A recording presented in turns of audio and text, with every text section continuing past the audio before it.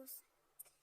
Espero que tengan un buen día, que hayan tenido un buen día. Vamos a continuar con la lectura del libro Saldrás de esta de Max Lucado, capítulo 1. Antes de continuar, quiero hacer una breve oración para dar gracias y espero que le llegue a quien le tenga que llegar.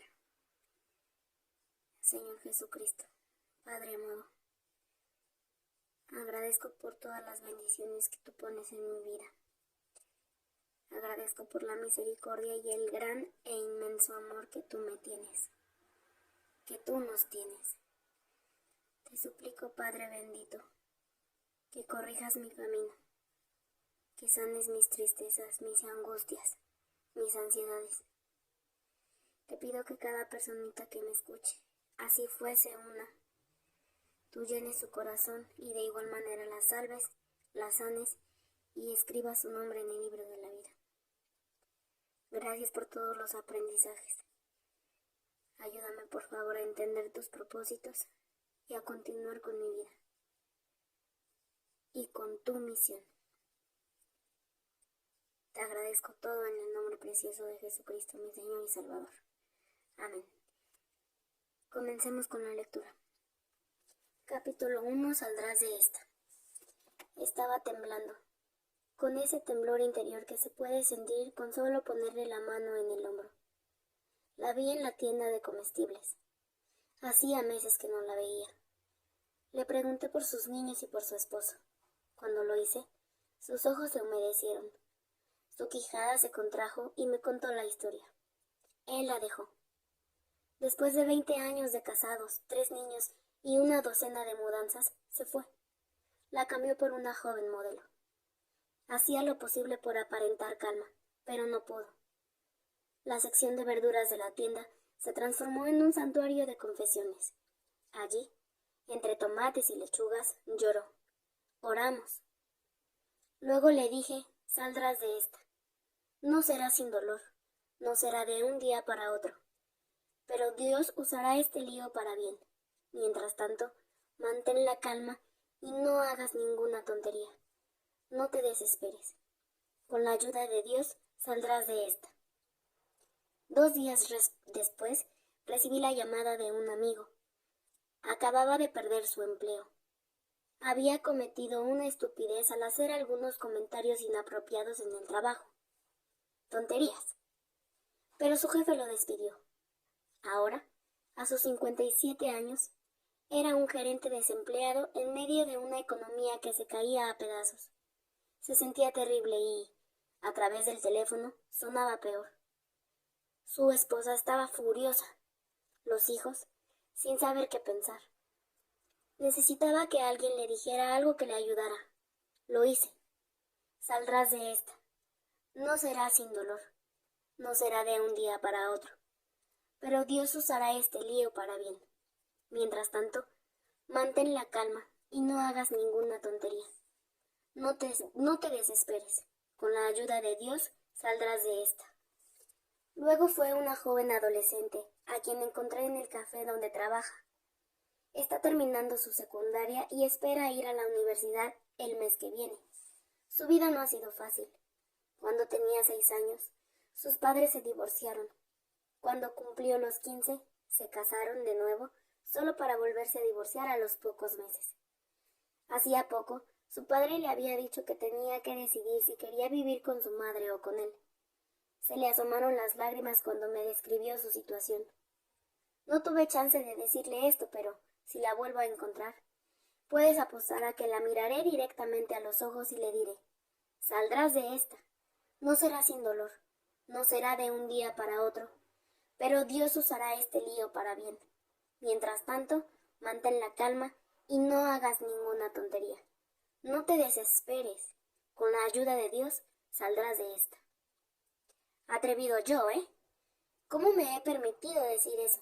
¿De dónde saco la audacia para hacer tales promesas en medio de una tragedia? En realidad, de un hueco oscuro y profundo, tan profundo que el muchacho no habría podido salir solo. Si hubiese podido, sus hermanos no lo habrían echado de nuevo al fondo. Ellos fueron los que lo habían arrojado allí. Sucedió pues que cuando llegó José a sus hermanos, ellos quitaron a José su túnica, la túnica de colores que tenía sobre sí, y le tomaron y le echaron a la cisterna. Pero la cisterna estaba vacía, no había en ella agua, y se sentaron a comer pan. Génesis capítulo 37, versículo 23 al 25. Era una cisterna abandonada. Rocas filosas y raíces cubrían sus contornos. El muchacho de 17 años yacía en el fondo. Barba incipiente, brazos y piernas delgados, manos y pies atados. Tendido sobre su costado, con las rodillas contra el pecho, apretujado en aquel espacio tan pequeño. El suelo estaba húmedo, con la saliva que babeaba, su mirada desorbitada por el miedo, su voz enroquecida de tanto gritar. No era que sus hermanos no lo escucharan. 22 años más tarde, cuando una hambruna había doblegado su arrogancia y su sentimiento de culpa había humedecido su orgullo, habrían de confesar: vimos la angustia de su alma cuando nos rogaba y no le escuchamos. Versículo 42 al 41. Estos son los bisnietos de Abraham, los hijos de Jacob, portadores del pacto de Dios a una galaxia de gente. Las tribus habrían de llevar sus estandartes. El nombre de Jesucristo había de aparecer en su árbol genealógico. En la Escritura son equivalentes a la realeza, pero en aquellos días eran la versión de la edad de bronce de una familia disfuncional. Pudieron haber tenido su propio programa programa de tele real en la televisión, a la sombra de un sincomoro, escuchando los ruegos de José, comían su pan y se pasaban el odre de vino. Crueles y torpes, corazones tan duros como el desierto cananeo. Les interesaba más el almuerzo que la vida de su hermano.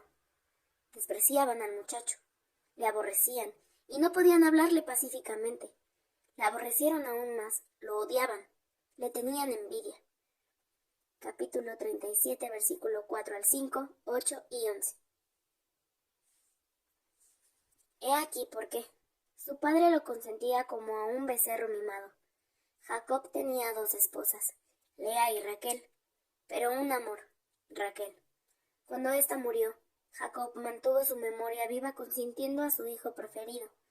Los hermanos trabajaban todo el día. José jugaba todo el día. Ellos usaban ropa comprada en la tienda de segunda. Jacob le dio a José una túnica multicolor, hecha a mano, con mangas bordadas. Ellos dormían en un galpón. Él tenía una cama muy grande en su dormitorio privado. Mientras ellos apacentaban el ganado de la familia, José, el hijo querido de papá, se quedaba en casa.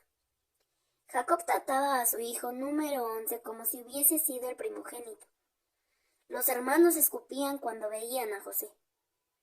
Decir que la familia estaba en crisis sería como afirmar que una choza de paja se estremece bajo un huracán.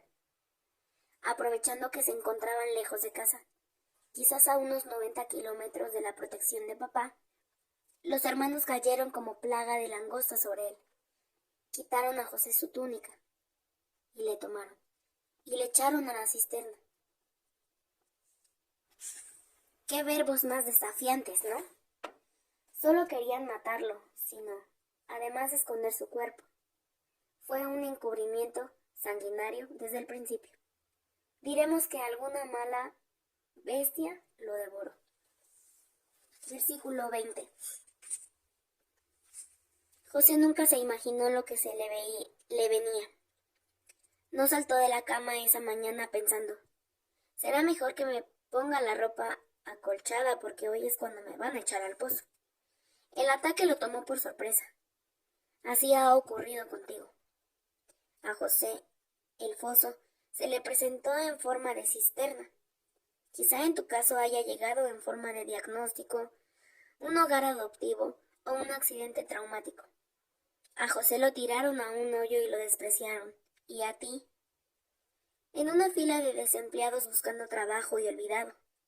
Lanzado a un divorcio y abandonado, en una cama y maltratado. El foso, una forma de muerte seca y severa. Algunos nunca lograrán recuperarse. La vida se reduce a una búsqueda. Salir y nunca más sufrir ataque alguno. No es fácil lograrlo. De los fosos no es fácil salir. La historia de José empeoró antes de mejorarse.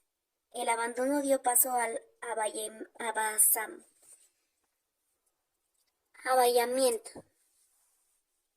a la captura y finalmente a la reclusión. Fue atacado a traición, vendido, maltratado. La gente hizo promesas solo para quebrantarlas. Ofreció regalos solo para quitarlos de nuevo. Si el maltrato fuera un pantano, José habría estado sentenciado a una vida de trabajo forzado en los Everglades. Pero él nunca se dio por vencido. La amargura no fue parte de su clamor. La rabia nunca se transformó en odio. Su corazón nunca se endureció. Su propósito nunca se desvaneció. No solo sobrevivió, prosperó. Ascendió como un globo inflado con helio. Un oficial egipcio lo promovió a mayordomo. El carcelero lo puso sobre los presos. Y Faraón, la autoridad máxima en el planeta, lo puso a servir como su primer ministro. Al final de su vida, José fue el segundo hombre más poderoso de su generación. No es una hipérbole afirmar que salvó al mundo de morir de hambre. ¿Cómo se vería todo eso en un currículum vitae o resumen? ¿Cómo? ¿Cómo fue que prosperó en medio de la tragedia? No es necesario que especulemos. Unos 20 años más tarde, los papeles se invirtieron. José era el fuerte y sus hermanos los débiles. Llegaron a él presas del miedo. Temían que ajustara cuentas y los mandara a todos a un foso que ellos mismos cavarían. Pero José no hizo nada de eso. Podemos ver su inspiración en su explicación. Vosotros pensasteis hacer mal, pero Dios lo tornó en bien para que sucediera como vemos hoy, y se preservara de la vida de mucha gente. En las manos de Dios, lo que se plantea para mal puede llegar a ser un bien. José se ató a la columna de esta promesa y fue fiel a ella toda su vida. Nada en su historia pasa por alto la presencia del mal. Al contrario, manchas de sangre y huellas de lágrimas yacen por doquier. El corazón de José fue maltratado en carne viva con ruda deslealtad e injusticia, pero, una vez tras otra, Dios lo rescató del dolor. La túnica de la discordia se transformó en una de la realeza, el foso en palacio. La familia dividida se volvió a unir. Todos los intentos por destruir al siervo de Dios terminaron fortaleciéndolo. Ustedes trataron de hacerme mal, les dijo a sus hermanos, usando un verbo que en hebreo relaciona su significado con tramaron o trenzaron. Ustedes tejen para mal, les dijo. Pero Dios lo teje y lo convierte en bien. Dios, el maestro tejedor, toma los hilos y entremezclan los colores. Las hebras toscas con las de terciopelo, los dolores con las alegrías. Nada está fuera de su alcance. Los reyes, los tiranos, el tiempo y cada molécula obedecen sus órdenes. Él pasa a través de las generaciones y, a medida que avanza, va tomando forma el diseño. Satanás teje, Dios reteje. Y Dios, el maestro constructor. Este es el significado de las palabras de José. Dios lo tornó en bien para que sucediera como vemos hoy. La palabra hebrea traducida aquí como tornó es un término usado en construcción. Describe un trabajo o proyecto de edificación, comparable con el que tengo que encontrarme cada mañana. El estado de Texas está reconstruyendo una autopista que pasa cerca de mi casa. Se están reduciendo 3 carriles a 1, transformando un desplazamiento matutino en un ajetreo de todo el día. El proyecto interestatal, como la historia humana, ha estado en desarrollo desde antes del inicio de los tiempos. Las excavadoras revolotean sobre mi cabeza a diario. Los obreros levantan señalizadores y palas mientras millones de personas regoznamos. Bueno, por lo menos yo lo hago. ¿Cuánto irá a durar esto? Los vecinos del lado de mi casa tienen una reacción diferente hacia el proyecto. Tanto el esposo como la esposa son ingenieros de carreteras y consultores del departamento de transporte. Ellos tienen que soportar los embotellamientos del tráfico y los desvíos con el resto de nosotros, pero lo hacen con una mejor actitud. ¿Por qué? Porque conocen del proyecto lo que los demás ignoramos. Se va a demorar. Responden a mis quejas, pero se completará. Ellos lo terminan. Mis vecinos han visto los planos. Al darnos historias como la de José, Dios nos permite estudiar los planos. ¡Qué desastre! Hermanos deshaciéndose de hermanos. Privilegios. Hambrunas y familias peleándose esparcidas con clavos y bolsas para cemento en un terreno baldío. La lógica de Satanás era siniestra y simple: destruir a la familia de Abraham y luego a su descendencia, Jesucristo. Había que empezar entonces por poner la mirada en los hijos de Jacob. Pero observemos en acción al maestro constructor. Limpió los escombros, estabilizó la estructura y apernó las cerchas hasta que el caos de Génesis 37:24 se transformó en el triunfo de 50:20. Dios, como maestro tejedor, maestro constructor, redimió la historia de José. ¿Podría también redimir la tuya? Saldrás de esta. Temes no lograrlo. A todos nos pasa. Tenemos que la depresión nunca nos dejará, los gritos nunca terminarán, el dolor jamás se irá. Aquí, en el foso, rodeado por paredes escarpadas y unos hermanos furiosos, nos preguntamos: ¿se pondrá brillante alguna vez este cielo gris? ¿Dejará de ser tan pesada esta carga que tengo encima? Nos sentimos atorados, atrapados, acorralados, predestinados al fracaso. ¿Saldremos alguna vez de este hueco? Sí, la liberación es la Biblia, lo que el jazz es al Mardi Gras, audaz, abrasador y ubicuo.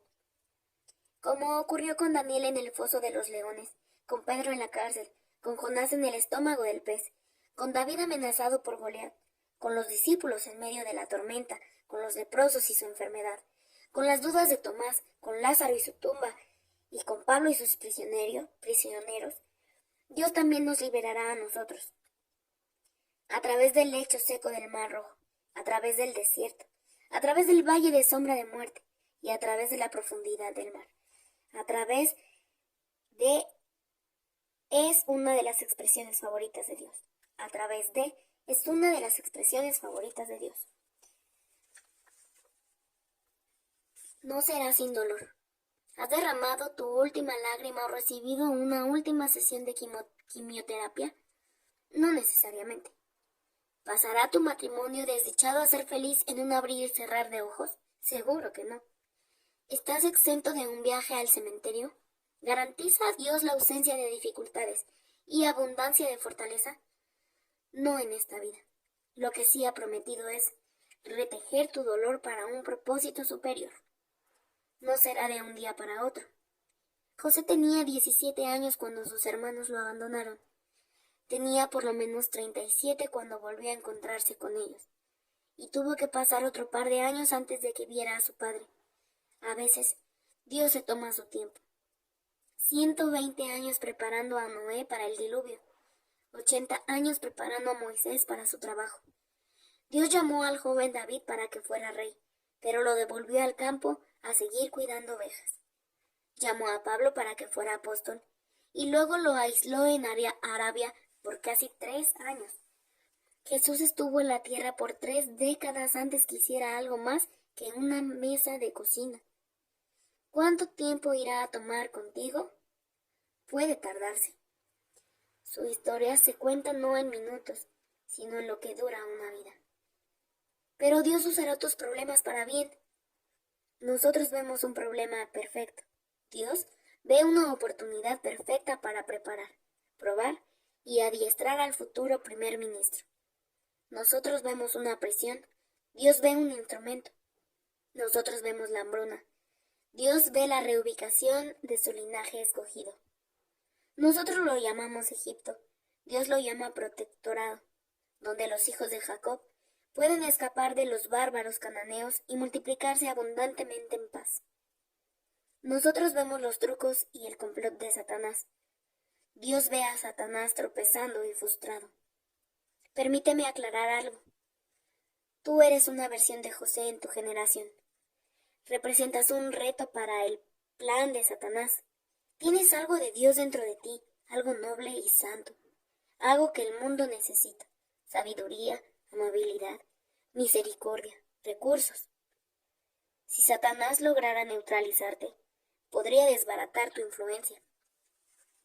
La historia de José está en la Biblia por esta razón, para enseñarte a confiar en que Dios supera el mal. Lo que Satanás intenta para mal, el maestro tejedor y maestro constructor lo redime para bien. Quizás haya sido José el primero en decirte que la vida en el foso apesta. Pero pese a toda esta inmundicia, ¿no representa el foso mucho más? Te obliga a mirar hacia arriba. Alguien desde allá habrá de bajar para tenderte la mano. Dios lo hizo con José. En el momento preciso, en el minuto exacto, hará lo mismo contigo.